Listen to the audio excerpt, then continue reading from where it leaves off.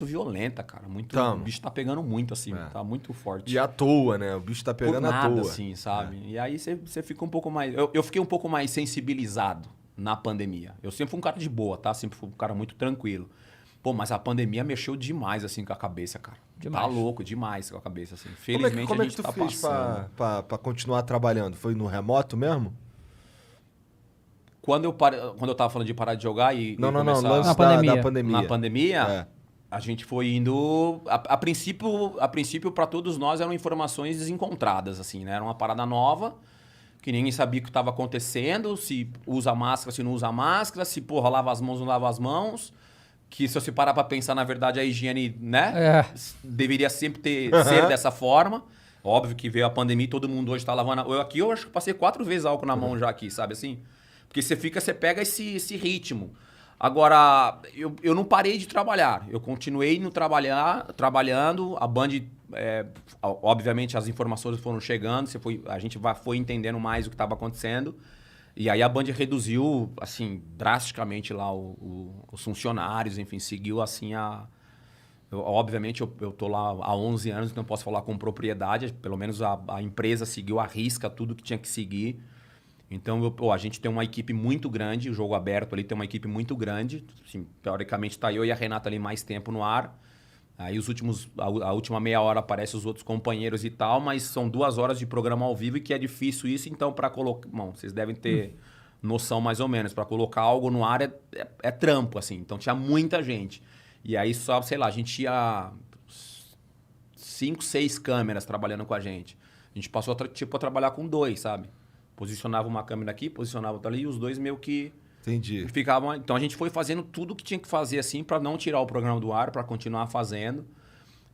Alternando os convidados, os participantes, os companheiros de trabalho de casa.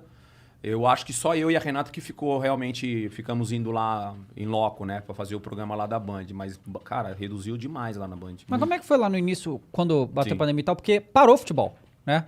E aí, tipo, pra ter conteúdo pra falar, né? Eu lembro que eu vi vários programas na Sim. época lá que, tipo, os caras... O que falava? 2 horas de desespero, 2 horas. né? A primeira, não sei qual foi o pensamento da Renata, mas o meu foi tipo, caramba, vamos parar também, né? O programa vai parar também. E aí a gente, enfim, a produção encontrou uma solução da questão online, de começar a entrevistar as pessoas pela internet. E que foi, eu acho que o grande, não vou falar sucesso, né? Dentro de uma tragédia não é sucesso. Mas foi uma sacada interessante da produção do Jogo Aberto, porque a gente começou a conversar com os atletas, ex-atletas, treinadores, eles da casa deles, a gente lá do estúdio, e o negócio foi virando, foi acontecendo, e a gente conseguiu passar pelo pior momento de pandemia, que foi, enfim, pior momento do esporte, que foi quando estava pausado o esporte, estava parado o esporte. E mesmo assim a gente conseguiu criar esse conteúdo e trazer enfim, o treinador, o jogador, o ex-jogador. E aí você entra, eu tenho um jeito no programa de você, enfim, falar de outras coisas, não só do futebol, da vida do cara e tal. E normalmente, uma percepção que eu tenho no Jogo Aberto, é que os jogadores falam com a gente lá e eu acho que falam mais tranquilo, assim, né? O nosso programa nunca foi um programa de polêmica, de querer... ficar enchendo o saco do pesando cara. na vida do cara. Ao contrário, a gente fala o que tem que falar, jogou bem, jogou mal e acabou. Mas sinto que os caras ficam mais à vontade pra falar com a gente lá, sabe? E essa época da pandemia eu falei com a Renata, falei, pô, os caras estão...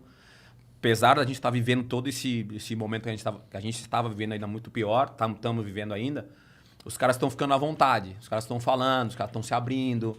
Uma das melhores resenhas que a gente teve, e não tinha a pandemia ainda, foi quando o Palmeiras, se não me engano, foi campeão da Libertadores, ou do Brasileiro, não lembro, que o Dudu, eu acho que ele tinha curtido pra caralho o campeonato, o título, e justo comemorar pra caralho, que é difícil ganhar. Ainda foi brasileiro, porque o Dudu não ganhou a Libertadores. Então foi o Brasileiro, né? Aí o Dudu... Ele tava mais pra lá do que pra cá, né? Eu acho que ele passou a noite comemorando e tal. E aí ele foi no programa e você via que o Dudu tava mais alegre, assim. E ele ficou super confortável no programa. A gente, na época, tinha um cadeirão, que a gente colocava lá um cadeirão pro líder subir, ficar sentado, fazer o programa lá de cima, que é o líder, que tá voando e tal. Pô, o Dudu ficou lá, tirou uma onda. Então, assim, é um programa que meio que os boleiros gostam de participar, assim. Que bom, cara. E óbvio que, pô, a gente que trabalha com isso fica feliz pra caramba, porque eles são os protagonistas, na verdade.